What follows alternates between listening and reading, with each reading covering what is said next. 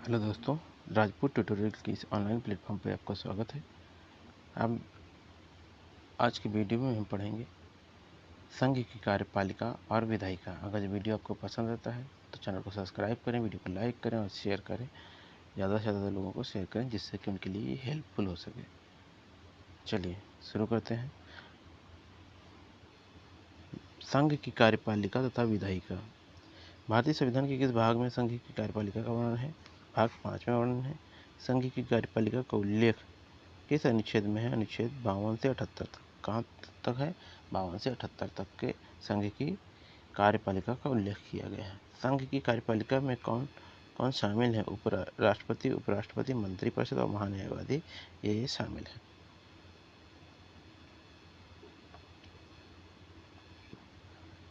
राष्ट्रपति के बारे में देख लेते हैं क्या है। संघीय कार्यपालिका का प्रधान कौन होता है? राष्ट्रपति होता है।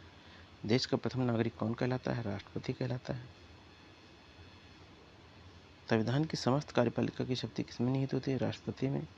भारतीय की संविधान के अनुसार भारत का राष्ट्रपति होगा का उल्लेख किसमें किया गया है? अनुच्छेद 52 में। संघ की कार्यपालिका शक्ति राष्ट्रपति में निहित होगी। वह इसका प्रयोग संविधान के अनुसार स्वयं या अपने अधीनस्थ अधिकारियों के द्वारा करेगा। उक्त कथन कहाँ उल्लेखित है? अनुच्छेद 53 में उल्लेखित है, 53 के फर्स्ट में।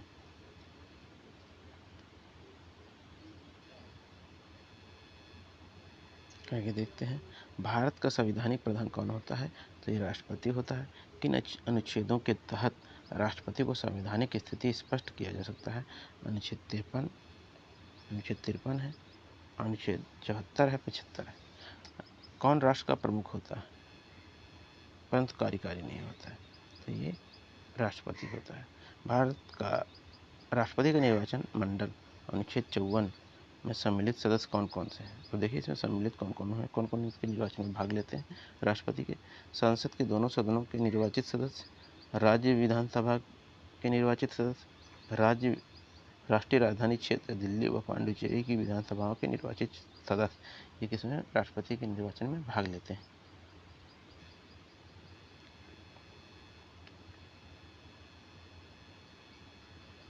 देखिए अनुच्छेद 55 के अनुसार राष्ट्रपति के निर्वाचन की रीति क्या है?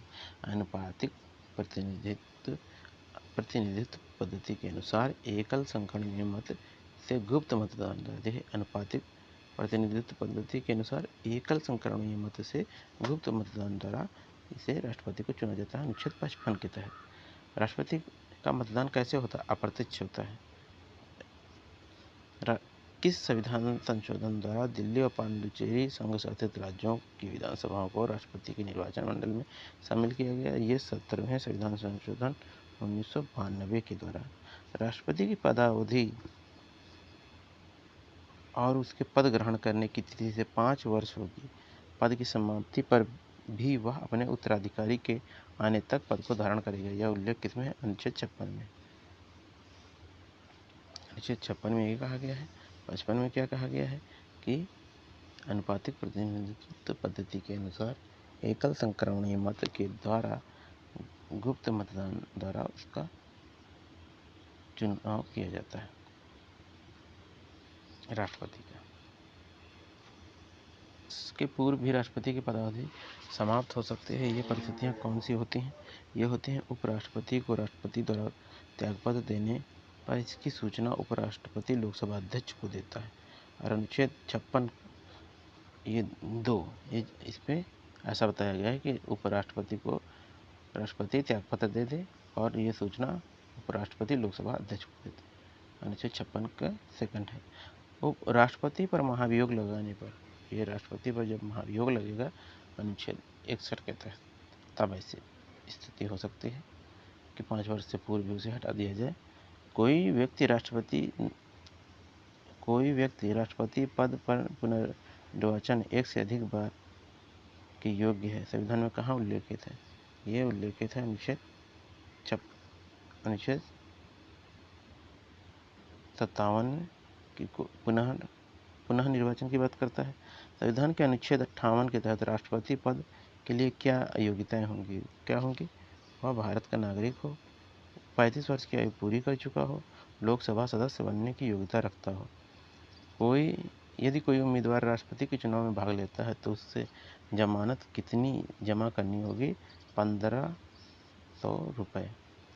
कितने मत प्राप्त करने पर जमानत राशि जब्त हो जाती है?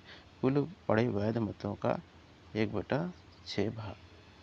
संसदीय शासन प्रणाली में नाम मात्र का प्रमुख कौन होता है? राष्ट्रपति होता है नाम मात्र का प्रमुख संसदीय शासन प्रणाली में। भारत के राष्ट्रपति की संवैधानिक स्थिति किस देश के राष्ट्राध्यक्ष के समान है? तो ये ब्रिटेन के राष्ट्राध्यक्ष के समान है राष्ट्रपति की संवैधानिक स्थिति। अब देखिए, भारत और ब्रिटेन के राष्ट्राध्यक्षों के मध्य क्या असमानता है? भारत का राष्ट्राध्यक्ष निर्वाचित होता है, जबकि ब्रिटेन का वंशानुगत होता है, यानी कि वहाँ के जो राजकुमार या प्रिंस होते हैं, जो राजा होते हैं, वही।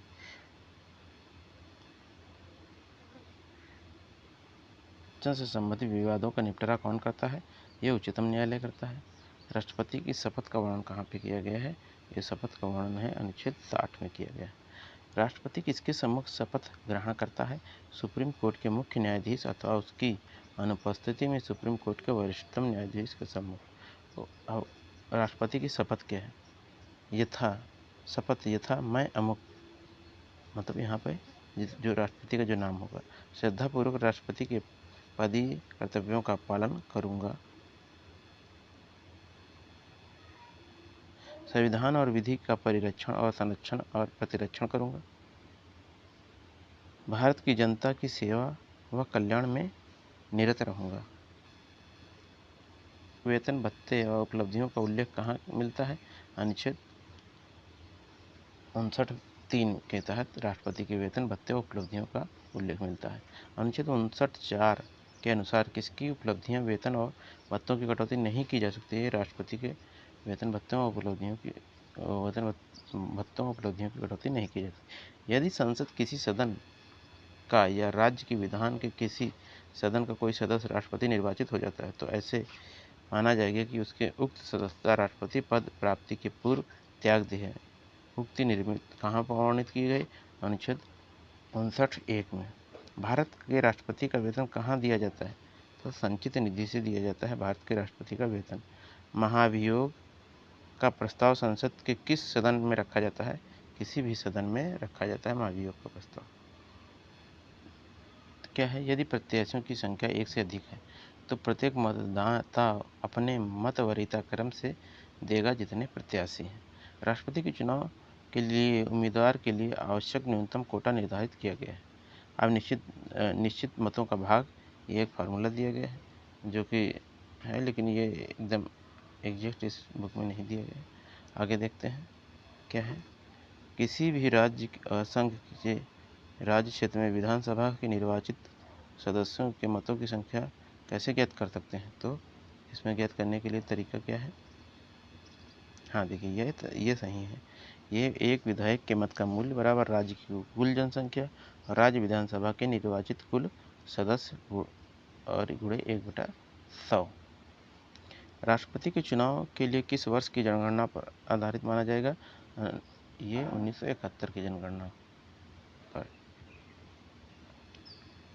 संसद के एक मत का मूल्य क्या होता है? देखिए, सभी राज्यों के विधायकों के मतों का कुल मूल्य और संसद के निर्वाचित सदस्यों की कुल संख्या, ये फार्मूला होता है। सभी राज्यों के विधायकों के मतों का कुल मूल्य और संसद के निर्वाचित सदस्यों की कुल संख्या, ये आप निकालेंगे सांसद के मत का मूल्य। विधायक के ऊपर दिया ही गया है। 86वें संविधान संशोधन अधिनियम 2001 द्वारा राष्ट्रपति के निर्वाचन के लिए किस वर्ष तक 1971 की जनगणना को आधार माना गया? 2026 तक। राष्ट्रपति के निर्वाचन किसके, देखिए यहाँ पर कराया जाता है? भारत के निर्वाचन आयोग द्वारा।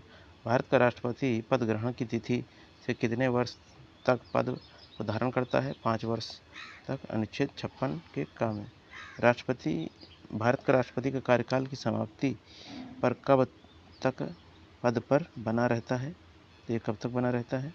जब तक उसका उत्तराधिकारी पद ग्रहण नहीं कर लेता तब तक वो अपने पद पर बना रहता है।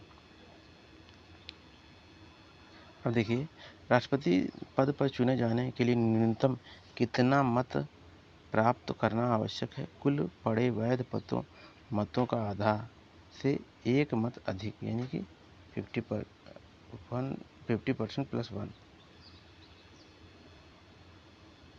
यदि राष्ट्रपति के पद की रिक्ति उसकी मृत्यु, त्यागपत्र अथवा हटाए जाने की स्थिति में हो तो पद भरने के लिए कितने माह के अंदर चुनाव कराने का प्रावधान है? 6 माह से पहले। यदि राष्ट्रपति का पद रिक्त हो तो पद का कार्यभार कौन संभालेगा? ये उपराष्ट्रपति। यदि किन्हीं कारणों से उपराष्ट्रपति भी उपलब्ध नहीं है तो राष्ट्रपति के कार्यों का संपादन कौन करेगा? ये उच्चतम न्यायालय के मुख्य न्यायाधीश, या वो भी न हो तो वरिष्ठतम न्यायाधीश। वह राष्ट्रपति का प्रतिनिधित्व करता है परंतु नेतृत्व नहीं करता। ये उक्ति किसके लिए होती है? ये राष्ट्रपति पर होती है, राष्ट्रपति के लिए लागू होती है। भारत के राष्ट्रपति के कार्य अवधि की समाप्ति से पूर्व किस प्रकार हटाया जा सकता है? तो महाभियोग द्वारा। किस अनुच्छेद में राष्ट्रपति पर महाभियोग की प्रक्रिया का वर्णन है? अनुच्छेद 61। भारत के राष्ट्रपति किसे संबोधित करके अपना त्यागपत्र देगा? उपराष्ट्रपति को। उपराष्ट्रपति राष्ट्रपति के त्यागपत्र की सूचना देता है किसको? लोकसभा अध्यक्ष को देता है। भारत के राष्ट्रपति के निर्वाचक गण का तो भाग है किंतु उसके महाभियोग में सम्मिलित नहीं है, तो राज्य की विधानसभा है। राष्ट्रपति पर उसके व्यक्तिगत कार्यों के लिए कार्यकाल के दौरान न्यायालय में दीवानी मुकदमा चलाया जा सकता है। ये है अनुच्छेद 361(4) के तहत। संसद द्वारा पारित कोई भी विधेयक तब तक अधिनियम नहीं बनता जब तक उसमें सहमति नहीं मिलती है राष्ट्रपति की। संविधान के किसी अनुच्छेद में राष्ट्रपति का अध्यादेश जारी करने की शक्ति किसमें उल्लेखित है? अनुच्छेद 123 में। राष्ट्रपति के क्षमादान करने की शक्ति उल्लेख किया गया है? अनुच्छेद 72 में किया गया है। किन अपराधों का संबंध राष्ट्रपति क्षमादान करता है? तो संघीय विधि के विरुद्ध अपराधों के दंड में सैन्य न्यायालय द्वारा दिए गए मृत्युदंड में।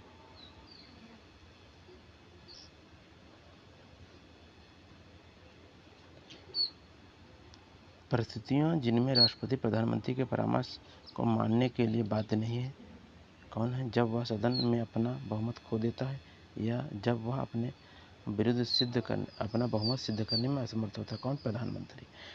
जब उसके विरुद्ध अविश्वास प्रस्ताव पारित हो जाता है। ये प्रधानमंत्री के बारे में कह रहा है।